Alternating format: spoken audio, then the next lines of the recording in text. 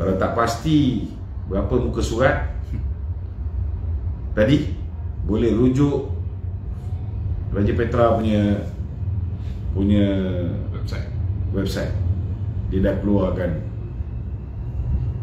822 muka surat. Buku yang saya bagi 50. Tak.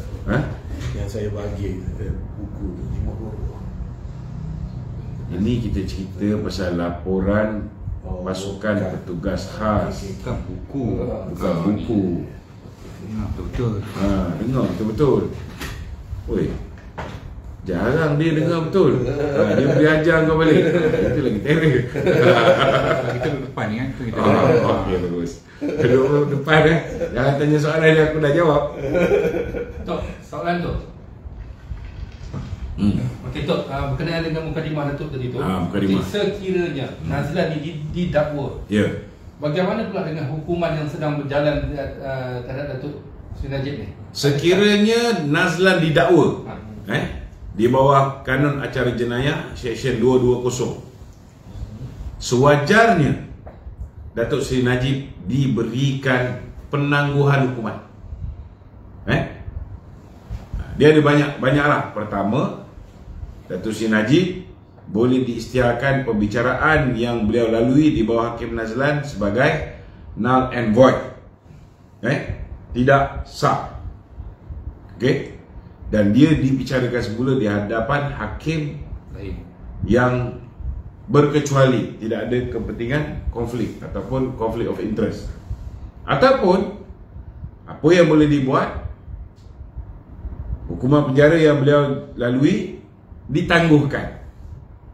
Boleh ditangguhkan sehinggalah Nazlan selesai dibicarakan. Keadilan juga perlu diberikan kepada Nazlan, sebab beliau dituduh, beliau dikatakan telah melanggar Seksyen 220, tetapi belum dibuktikan. Jadi mesti dibuktikan dulu. Dan selepas dibuktikan, dia ada peluang merayu di Mahkamah Rayuan, Mahkamah Persekutuan. Kalau dia punya kes ni di Mahkamah Magistrate mula, dia ada peluang merayu di Mahkamah Tinggi ataupun Mahkamah Rayuan. Kalau dia dah dijatuhkan hukuman, barulah Datuk Seri Najib punya kes tu boleh diisytiharkan sebagai null and void pun boleh juga, selepas selesai kes Nazlan. Betul. Siapa yang akan memberi keputusan untuk, macam Tok kata tadi lah, pilihan-pilihan tu Tok, menangguhkan hukuman tu ataupun ni? Okey, untuk proses penangguhan hukuman, ianya boleh dilakukan oleh Jemaah Pengampunan. Oh, bukan mahkamah Bukan mahkamah.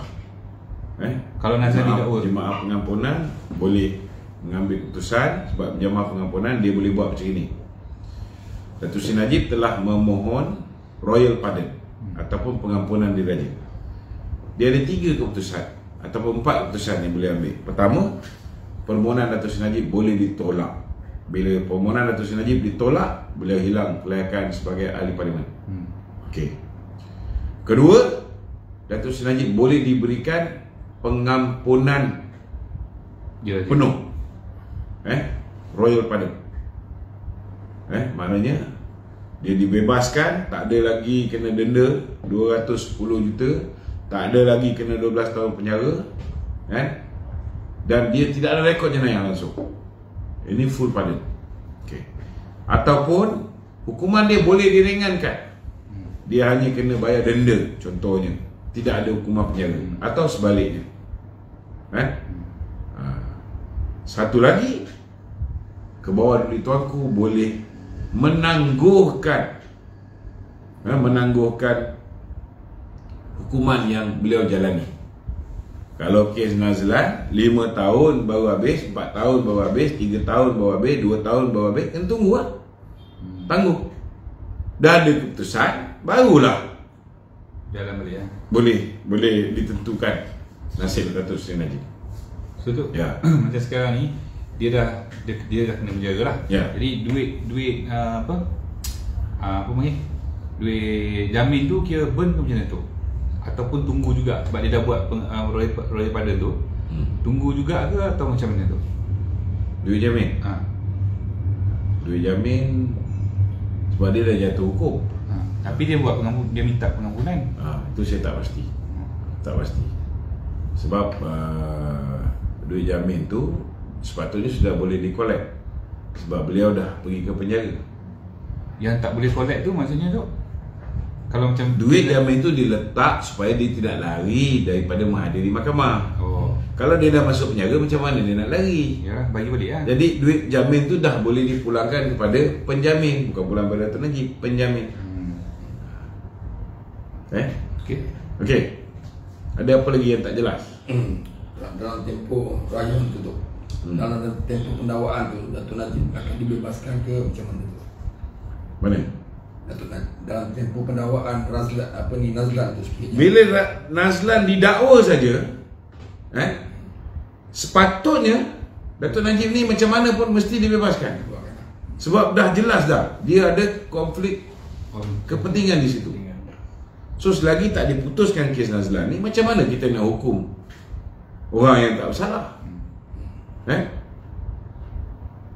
Contohnya macam lepas ni, kalau kita buat RCI, bukan hanya kes Dato' Najib ni, kes Dato' Zahid, kes selective prosecution, kes malicious prosecution, kes pendakwaan yang bermotifkan politik, pemilihan hakim-hakim yang tidak mengikut undang-undang, tidak mengikut prosedur yang perlu dikemukakan melalui jawatan kuasa pilihan Badan Kehakiman, semua benda ni boleh disiasat. Semua benda boleh disiasat. Tu maksudnya kalau buat RCI tu, kes-kes yang sedang berjalan pun boleh gantung ke macam mana tu? Boleh. Boleh digantung. Okey? Ya. Agensi yang ditubuhkan tu, agensi khas tu, untuk menyiasat Tommy Thomas adalah berdasarkan pengakuan Tommy Thomas sendiri tu. Itu bukan agensi, itu jawatan pasukan petugas khas. Pasukan tugas khas diwujudkan berdasarkan apa yang Tommy Thomas membuat buku lah. Bukan. Bila Tommy Thomas tulis buku tu, ada 19 kesalahan yang dikesan. Di dalam buku dia tu, pasukan petugas khas mendapati ada 19 pelanggaran yang telah dibuat oleh Tommy Thomas. Contoh dia kata hakim boleh diatur. Itu boleh didakwa di bawah Akta Hasutan. Itu juga boleh didakwa di bawah dia menghasut orang untuk menghilangkan kepercayaan terhadap institusi kehakiman. Dia juga boleh didakwa di bawah perkara 500, Seksyen 500 kerana kesisaan juga boleh guna pakai, memfitnah, kaki tangan awam. Itu banyak tu sebenarnya, ada banyak lagi tadi tu. Tapi macam mana nak dakwa Idrus kalau dia tak tulis buku ke tak buat pengakuan baru? Tak semestinya. Tidak semestinya kena tulis buku baru kita boleh dakwa.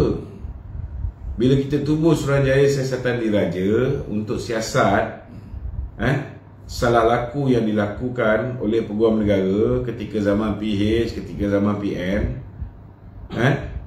boleh, semua sekali boleh keluar benda ni. Mana RCI lah maksudnya. Kita buat RCI, banyak kepenjangan yang berlaku. Okey. Tu yang 19 kesalahan tu, dia tubuh jawatan kuasa je. Betul tak? Sekarang ni yang siasat tu jawatan kuasa, bukan pihak macam polis ke apa benda lagi kan tu. So jadi macam mana nak buat pendakwaan kalau siasatan dia orang ni detail. Dia interview saksi-saksi, dia tangan kerajaan semua dia buat secara terperinci. Jadi benda tu dah cukup dah, 822 muka surat. So contohnya siasatan yang berkaitan dengan Akta Hasutan, maka benda ni diserahkan kepada pihak polis untuk siasatan lanjut. So daripada dokumen-dokumen, compilation, gambar pun semua sekali, kenyataan-kenyataan yang telah pun diperolehi daripada keterangan-keterangan saksi yang dah diambil, benda tu diberikan kepada polis, polis sambung. Sekarang ni belum bagi lagi tu kan? Dah bagi dah. Polis akan buat siasatan lanjut. Kan Bukit Aman dah keluarkan kenyataan bahawa kertas siasatan telah dibuka. Apa beza? Kemudian macam penyalahgunaan kuasa, di bawah boleh disiasat oleh pihak SPRM kerana ianya melanggar Akta Suruhanjaya Pencegahan Rasuah. So yang salah guna kuasa ni, contohnya macam campur tangan, penyalahgunaan kuasa dalam urusan melantik hakim dan sebagainya, dia claim dia yang mencadangkan, itu pun boleh disiasat oleh pihak SPRM. Okey, so maksudnya tu sekarang ni tunggu pihak SPRM dengan polis lah untuk dakwa ni kan, status dia, maksudnya status. Bukan, pihak SPRM dengan polis tidak ada kuasa mendakwa. AG lah maksudnya. Kuasa mereka ialah menyiasat. Bila dah selesai kertas siasatan, kita bawa kepada AG. Persoalan dia, AG sekarang ini melindungi, tidak mahu melakukan pendakwaan. Ini yang kita kena jelas. Itu sebab hari ni tajuk dia saya cakap, kalau Tommy Thomas boleh didakwa, belum didakwa lagi. Kalau Tommy Thomas boleh disarankan oleh pasukan petugas khas untuk didakwa, jika benda-benda macam ni diteruskan oleh AG baru,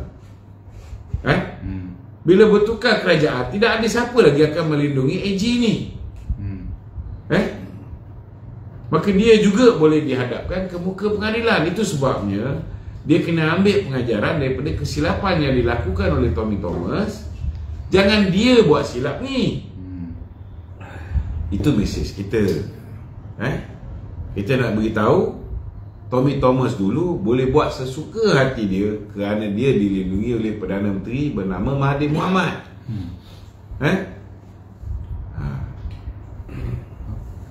Bila Mahathir dah tak ada, boleh tak dia lindungi Tommy Thomas? Tak boleh.